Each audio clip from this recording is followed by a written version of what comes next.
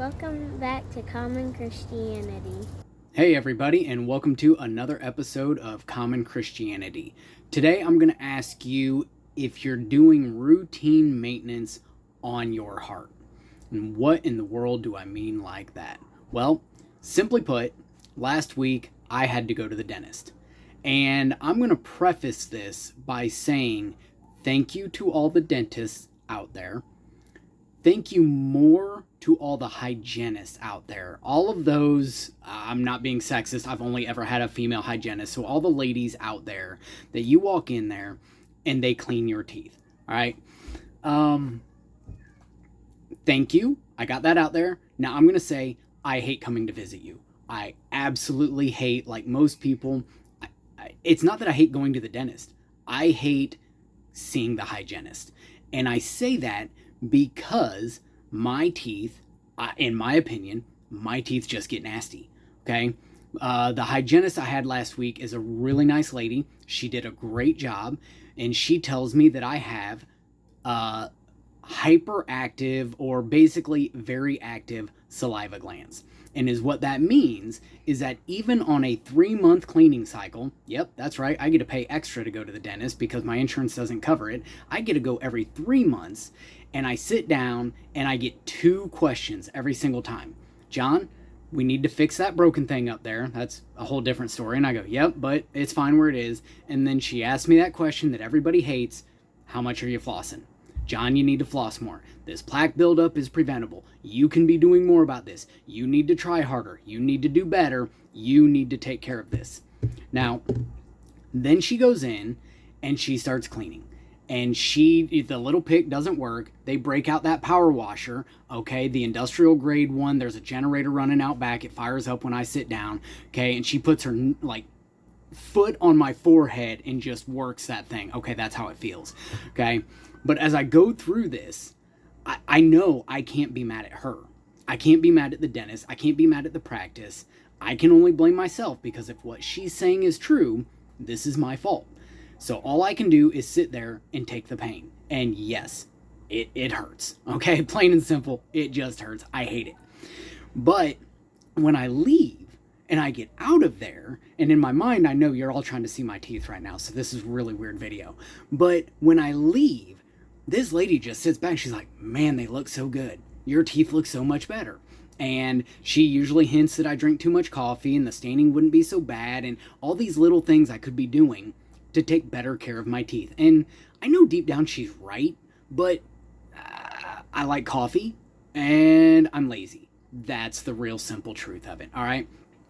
But I really had to ask myself when I left this week, how different would our life be if we did a 6-month deep clean in different aspects? Like every couple years you get your vehicle inspected, you've got to bite the bullet, you've got to have a mechanic get under the hood, lift it up, take a look at all the inner workings and tell you whether or not it's on track, and then you have to pay to have it fixed, all right?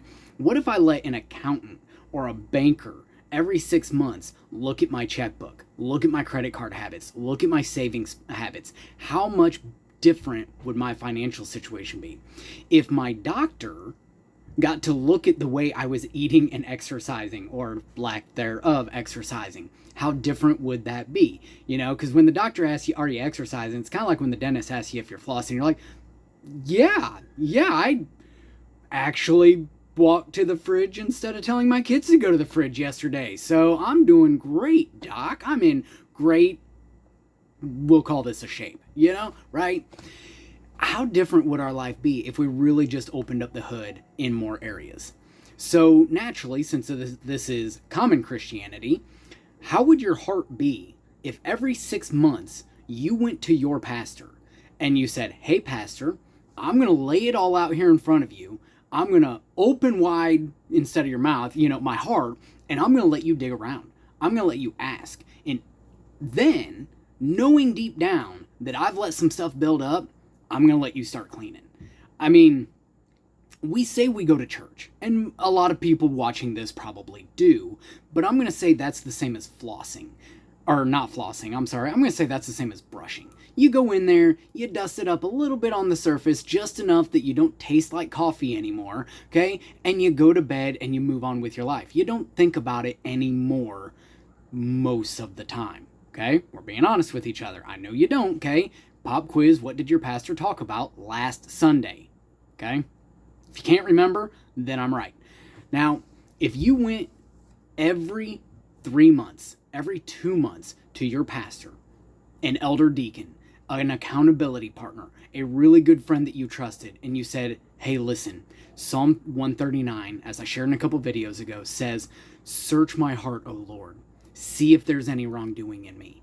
Well, I personally have a hard time hearing God's voice sometimes, so I'm going to go to a friend. I'm going to go to a pastor. I'm going to go to an elder deacon, and I'm going to say, I need help. And even though it's going to hurt, it's going to be uncomfortable, it's going to be humbling or humiliating, I'm going to let you clean me up. And anything you see in there, I want you to take it out. Imagine if you went to the dentist and you said, just the top ones.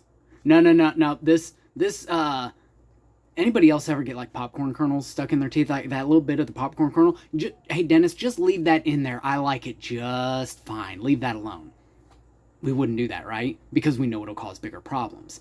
But yet when we go to our pastor and when we go to church, we act like everything's okay when deep down we got stuff festering. So just like we need to get that slow buildup of stuff cleaned up off of our teeth, we need to get that slow buildup of stuff cleaned up off of our heart. What is that slow buildup? I would probably say jealousy. I would probably say covetousness, or greed is a better way of putting it. Looking at social media, comparing ourselves to others, wishing we had the things we had, that's just going to be a slow buildup. Unforgiveness is going to be a big one, okay? And if you're not sure if you have unforgiveness or something, scroll through your phone, okay? Pause the video. Welcome back. Scroll through your phone, and anybody that you look at that name and you go, I'm only storing this name so I know if they call me and I know to ignore it. You probably got a little bit of buildup in there, right? You guys see what I'm saying? There are issues in our heart that if we don't get them taken care of, they're going to cause bigger problems later. And I promise, nobody wants to turn in to that crabby old person that nobody wants to be around, that never smiles and is always grumpy. But yet those people are out there in a lot of churches. Why? Because of the slow buildup. So my encouragement to you today is, as I wrap this up, find somebody. If it's your pastor, they get paid for it, or they want to do it for whatever reason. They're the hygienists of the spiritual world. They actually want to get in there and help you. They're not there to condemn you. They're not there to judge you. And even though a lot of this will be your own fault, they're gonna clean it up for you. They're gonna help you. Okay, but find that person in your life that you can go to and get a little help cleaning it up.